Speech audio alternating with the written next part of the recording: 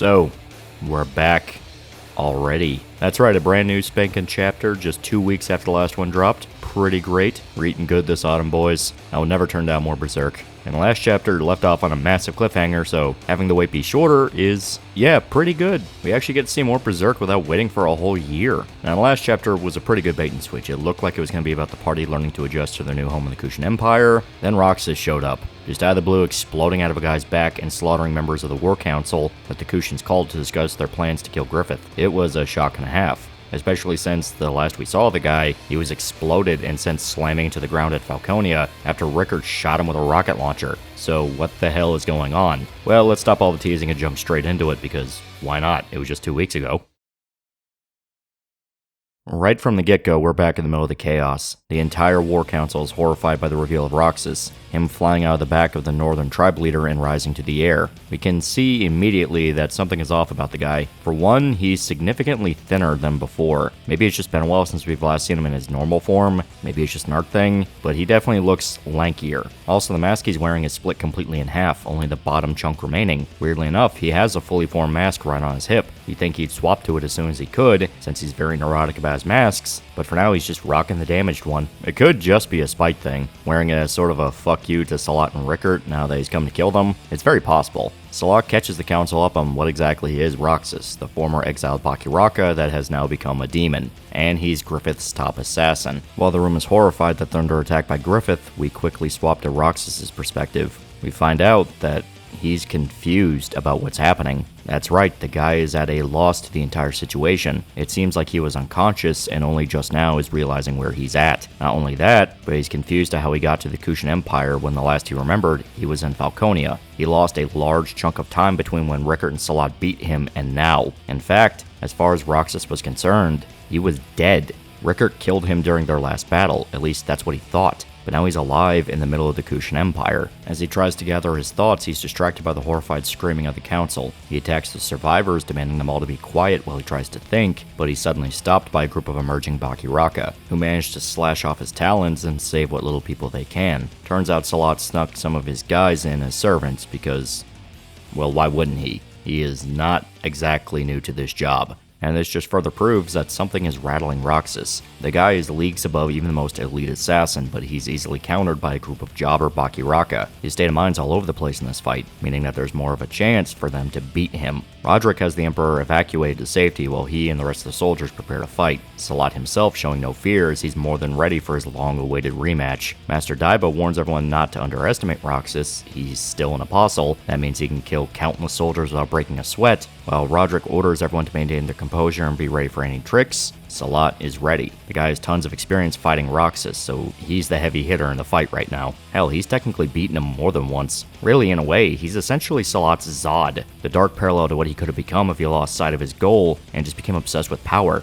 It's kinda cool to have a second rivalry form in the story with these two. At least, that's how I see it. I think it's pretty cool. Still, before the fight can begin, a dark wave bursts out from Rakshas. Daiba recognizes this as demonic energy, one powerful enough to tear open the astral gates, a vortex forming over the palace as something is happening. In the city outside, the villagers notice the growing vortex, which distracts them from something bubbling up from the ground. A dark pool is growing in the streets, something that spawns a horde of monsters. Massive creatures tear themselves out of the pool and immediately attack the townsfolk, ripping them apart and going into a complete frenzy. The city is sent into a wild panic, something that Farnese senses. She can feel the growing fear and dread. Shrike is still in her coma, so it's up to her to figure out what's going on. As she races through the streets, a horde of creatures appear in front of her. Right as they leap to attack, Serpico rushes in and kills the horde, slashing them to pieces with his wind sword. It seems like the Kushans haven't seized everyone's weapons, or he was quick to grab his equipment once he noticed things were getting weird.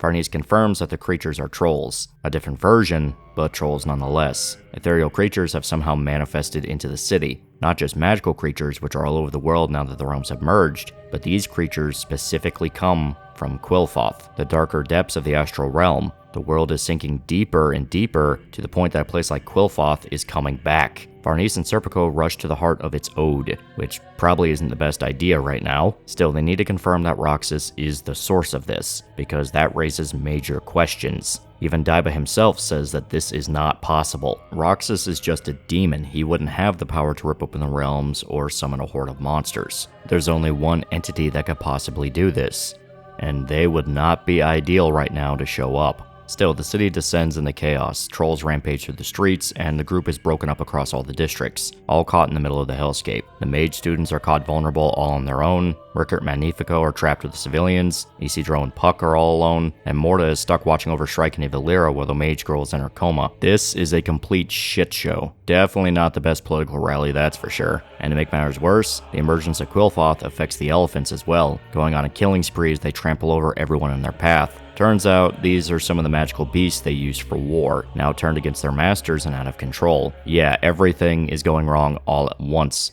And to top off the shitstorm, Rakshas is slowly gathering his thoughts again, readying himself for another battle against Salat, simply saying that this will do. The two lunge for each other, and the chapter ends on one last page of Guts in his cell, still locked up and now covered in sweat. No doubt the reappearance of Quillfoth causing his brain to go crazy and shoot pain through his body. So he went from a chill war council to hell on earth. Things have gotten crazy fast, and it seems like another sanctuary is at risk of being wiped off the face of the earth. Time will tell if the Kushan Empire will suffer the same fate as Elfhelm, though something tells me that these guys aren't just going to roll over and take it. It's an entire empire whose history is conquest and war. These are much more violent men than the mages, and we've already seen them hold their own in a few different situations. I'm thinking this fight's going to be the decider on the tempo to the entire war. This is Rourke's Drift. Now, I can't wait for more chapters, but we're right back to that dreaded to-be-continued marker. Hopefully the wait won't be too long, cause this is getting good fast. Yeah, the new chapter is great, and it seems to be implying some major concepts for the endgame. For one, the fact that everyone is confused by Rakshas showing up, including the guy himself. He was somehow saved from death and plopped right there in the Kushan Empire. Not only that, but he seems to have been used as a catalyst to resurrect Quillfoth, something that shouldn't have been possible. He's just a regular apostle, a damn good fighter, and one of the elite war demons, but he's not so strong as to rip open the realms or make something like that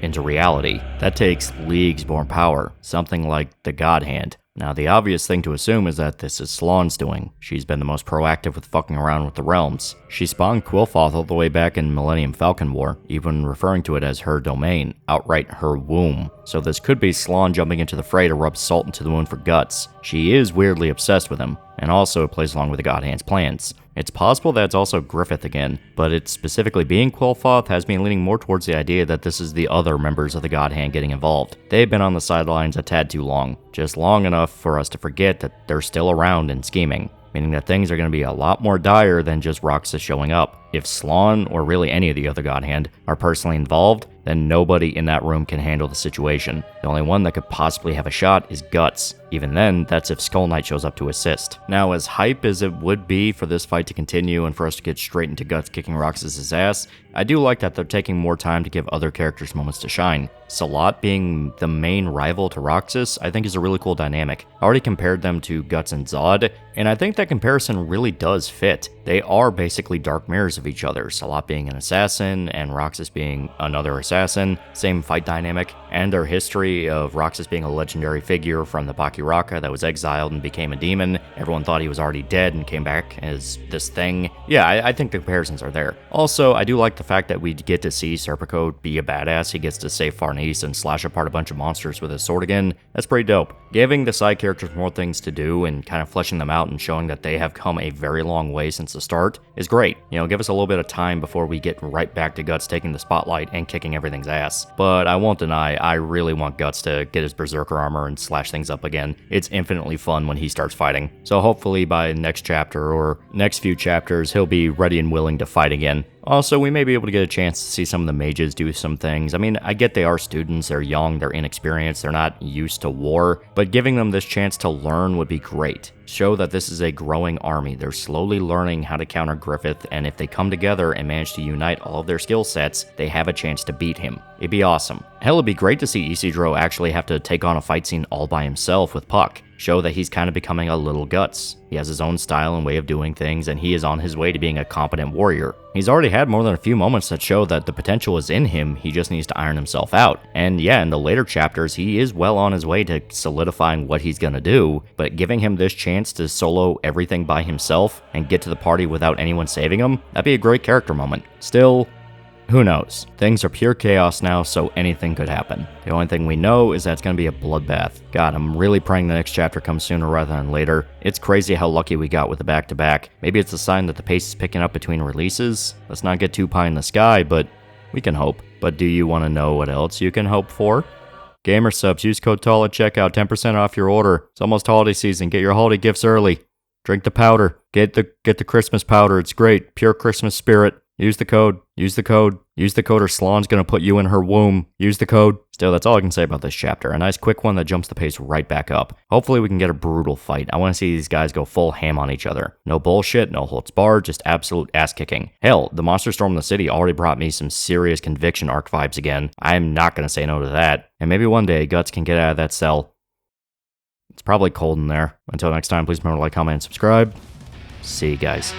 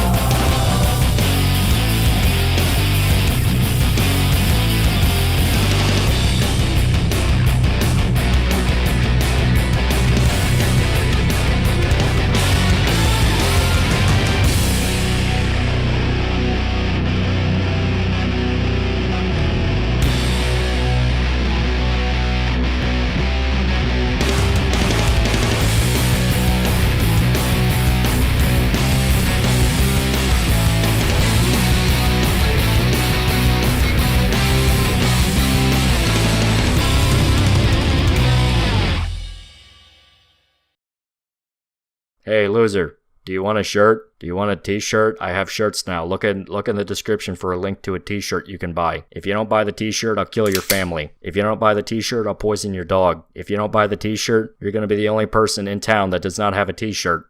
Everyone's going to look at you funny. There's going to be social consequences to not having one of these t-shirts. I'm now making express threats of violence against you if you do not buy my t-shirt. I will call the police, tell them how you're not buying my shirt.